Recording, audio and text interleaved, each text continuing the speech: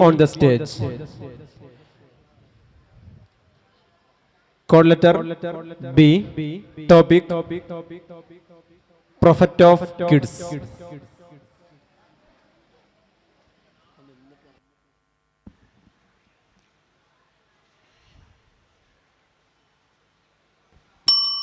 السلام عليكم ورحمة الله تعالى وبركاته.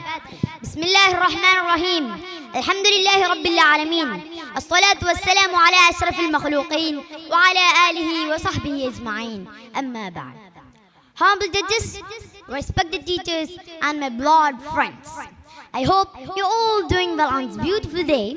Today, in this beautiful moment of Sibak 25, I'm truly delighted to share my thoughts on the topic Muhammad Sallallahu Alaihi Wasallam, the Prophet of Kids.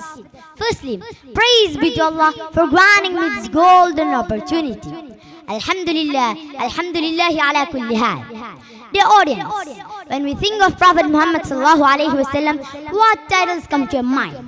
The savior of humanity, the emancipator of women, or the messenger of hope and compassion. But beyond all this designation, I see him as the best, the truest, and the most intimate friend to every child.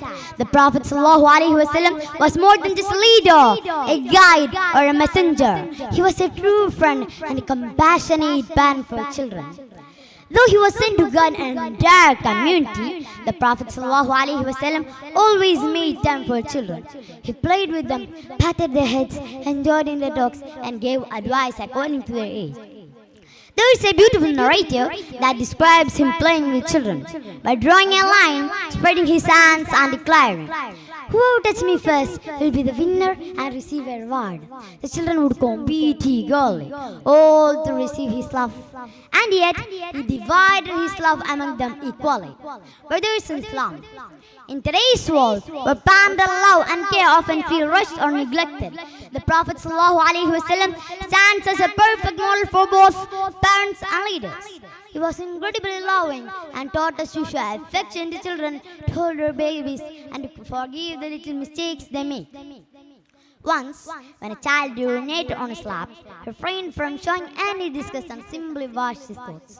Even in the moments of worship, he showed remarkable patience to our children.